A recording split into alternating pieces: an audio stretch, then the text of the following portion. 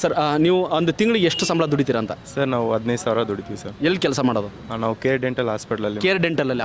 ಹೌದು sir, dental hospital. Okay, ನಿಮ್ಮ ಮನೇಲಿ ಎಷ್ಟು ಜನ ಇದ್ದೀರಾ? ನಾವು 3 ಜನ ಇದ್ದೀವಿ ಸರ್. ಯಾರ್ಯಾರು ಇದ್ದೀರಾ ಸರ್? ನಾನು, ನಮ್ಮ ತಾಯಿ, ನಮ್ಮ ನಮ್ಮ ತಂಗಿ ಮಗ ಇದ್ದಾನೆ ಸರ್. ಓಕೆ, ಅಂದರೆ ಈಗ 3 ಜನಕ್ಕೆ 15,000 ಸಂಬಳ ಸಾಲುತ್ತಾ ಸರ್ ಬೆಂಗಳೂರಲ್ಲಿ? ಸಾಲಲ್ಲ ಸರ್, ಏನು ಮಾಡ್ತೀರಾ, ಕಷ್ಟ ಇದೆ ಬೆಂಗಳೂರು.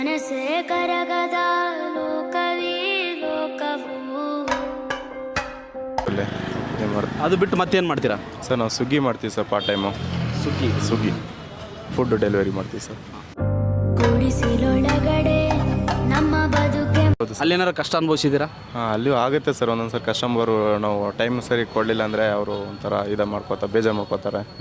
ಏನು ಮಾಡೋಕ್ಕಾಗಲ್ಲ ಸರ್, ಅನ್ವಸ್ಕೊಂಡು ಮಾಡಬೇಕಲ್ಲ sir. Okay, thank you sir, ಒಳ್ಳೆಯದಾಗಲಿ. ಸರ್, ನಿಮಗೆ ತಿಂಗಳಿಗೆ ಎಷ್ಟು ಸಂಬಳ ಅಂತ?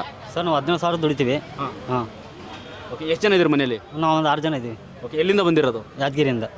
ಹಾಂ. ಸಂಬಳ ಸಾಲುತ್ತಾ ಸರ್ 15,000? ಬೆಂಗಳೂರಲ್ಲಿ ಎಲ್ಲಿ ಸಾಲ ಸರ್, ನಿಮಗೆ ಗೊತ್ತಲ್ಲ ಬೆಂಗಳೂರು ಜೀವನ ಏನಂತ. ಓಕೆ, ಈಗ ನೀವು ಒಬ್ಬರೇ ದುಡಿಯೋದ ಮನೇಲಿ ಯಾರೆಲ್ಲ ದುಡಿತೀರಾ ಅಂತ? ನಾನು, ನಮ್ಮ ತಮ್ಮವರು, ಅಮ್ಮ ಮನೆ ಕೆಲಸ ಮಾಡ್ತಾರೆ. ಹಾಂ. ಅಂದರೆ ಟೋಟಲಿ ಒಂದು ತಿಂಗಳಿಗೆ ಎಷ್ಟು ದುಡಿತೀರಾ ಅಮ್ಮ ಮತ್ತು ತಮ್ಮ ನೀವು ಸೇರಿ? ಆಗುತ್ತೆ ಒಂದು 50-60 ಸಾವಿರ. ಒಂದು ತಿಂಗಳಿಗೆ 50,000 ರಿಂದ 60,000 ದುಡಿತೀರಾ? ಓಕೆ, ಅಂದರೆ ಅಲ್ಲಿಂದ ಬಂದುಬಿಟ್ಟು 50,000 ಸರ್ ದುಡಿದ್ರೂ ಬೆಂಗಳೂರಲ್ಲಿ ಕಷ್ಟನೇ. ಬಾಡಿಗೆ ಗಿಡಿಗೆ ಎಲ್ಲ ಕಟ್ಕೊಂಡು ಮಾಡ್ಕೊಂಡು. ಓಕೆ, ಥ್ಯಾಂಕ್ ಯು ಸರ್, ಒಳ್ಳೆಯದಾಗಲಿ. ಹಾಂ.